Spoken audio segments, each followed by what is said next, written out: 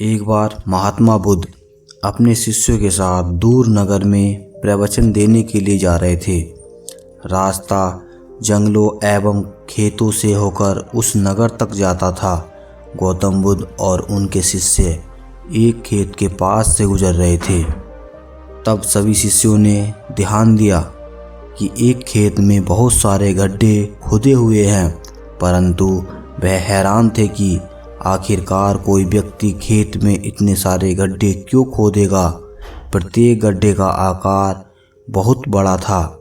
सभी शिष्य आपस में बात कर रहे थे, परंतु किसी के पास इस सवाल का जवाब नहीं था।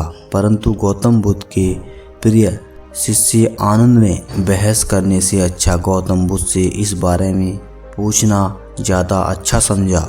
आनंद गौतम बुद्ध के पास गया और उनसे पूछा कि गुरुजी बताइए कि आखिरकार किसी व्यक्ति ने अपने खेत में इतने सारे गड्ढे क्यों बनाए हैं। महात्मा बुद्ध ने खेत की तरफ देखा और मुस्कुराए।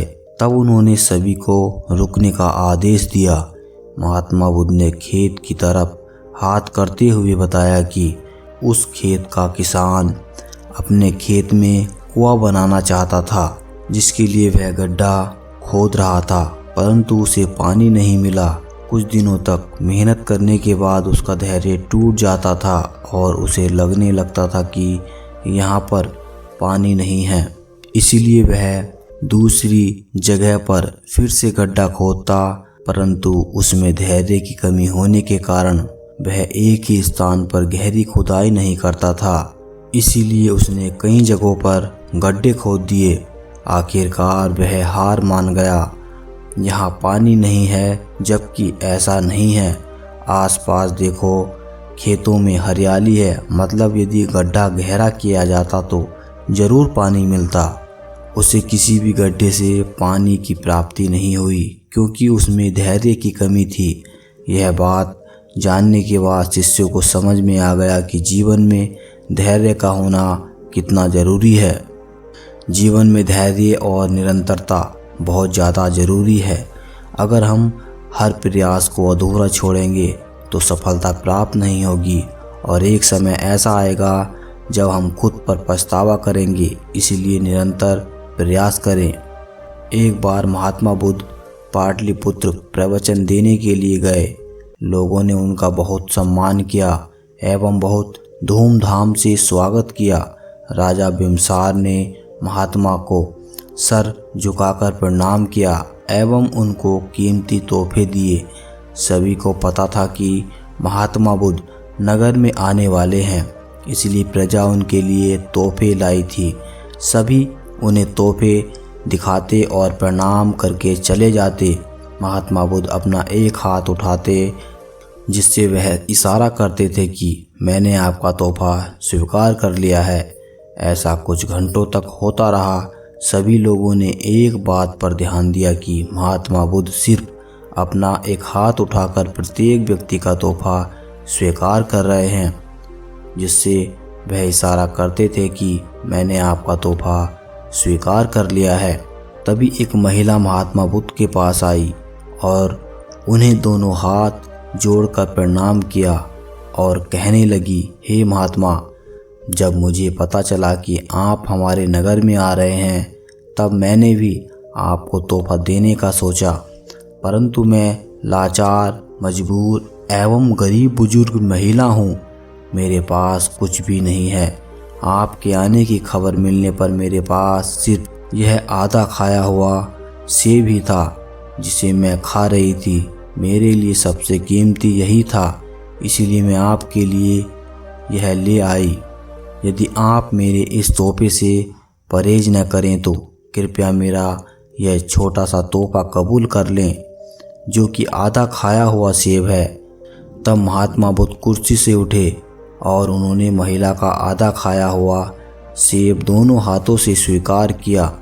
यह देख सभी लोग हैरान हो गए कि हमने महंगे महंगे तोहफे दिए, परंतु महात्मा ने तोहफा दोनों हाथों से नहीं लिया।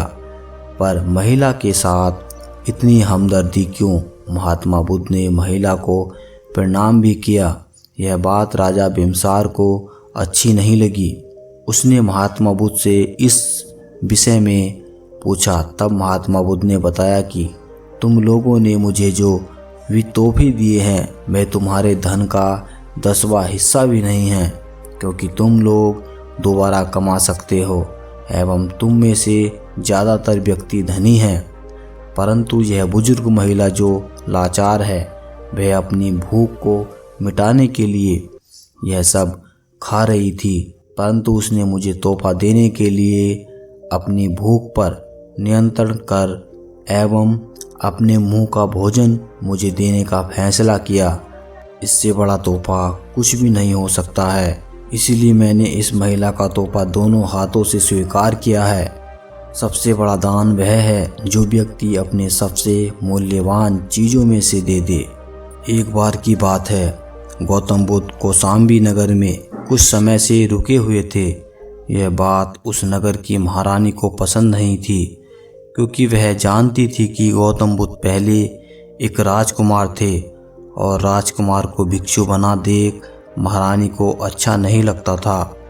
इसलिए उसने गौतम बुद्ध को परेशान करने के लिए कुछ लोग लगा दिए जो कि गौतम बुद्ध का अपमान करते थे, ताकि उनकी छवि खराब हो जाए और उन्हें उस नगर से जाना पड़े। गौतम बुद्ध जिस स्थान पर प्रवचन दे रहे होते थे वह लोग वहीं जाकर गौतम बुद्ध में कमियां निकालने लगते एवं उनका अपमान करने लगते थे। ऐसा कई दिनों से हो रहा था, परंतु गौतम बुद्ध इन सभी बातों पर ध्यान नहीं देते थे। गौतम बुद्ध का एक होनहार शिष्य था जिसका नाम था आनंद, जिसे यह सब देख बहुत गुस्सा आता था। वह गौतम बुद्ध का शिष्य था, इसलिए हिंसा नहीं कर सकता था, परंतु उसने गौतम बुद्ध को समझाने का प्रयास किया और कहा, गुरुजी हमें यहाँ से चले जाना चाहिए। गौतम बुद्ध ने पूछा, हम कहाँ जाएंगे? शिष्य ने कहा कि हम ऐसे स्थान जाएंगे जहाँ ऐसे लोग ना हो। तब गौतम बुद्ध ने कहा कि परंतु दुनिया ऐसे ही लोगों से भरी है, इसलिए हमें धैर्य एवं सहनशीलता की बदौलत इनका सामना करना चाहिए, न कि इनसे मुंह चुराकर भागना चाहिए। यदि हम ऐसा करेंगे तो हम जिंदगी भर भागते रहेंगे। गौतम बुद्ध की वाणी सच्ची हुई और महारानी को भी समझ में आ गया कि एक सिद्ध पुरुष का कितना भी अपमान किया जाए परंतु उसकी छवि नहीं बिगड़ सकती, क्योंकि महात्मा बुद्ध उस समय के महान ज्ञानियों में से एक थे। यदि वह उस स्थान से चले गए होते तो उनका अपमान उस नगर में हमेशा के लिए रह जाता, परंतु उन्होंने उस अपमान का सामना किया एवं खुद को सिद्ध पुरुष साबित किया और वह महान पुरुष कहलाए। इस कहानी से हमें यह सीख मिलती है कि हमें जीवन की समस्याओं का डटकर सामना करना चाहिए। यदि हम मुसीबत से डरकर भागेंगे तो वह मुसीबत सदा हमारे पीछे पड़ी रहेंगी, जिस कारण हमें आदत हो जाएगी जीवन भर मुसीबत से भागने की। इसीलिए मुसीबत का डटकर सामना करें।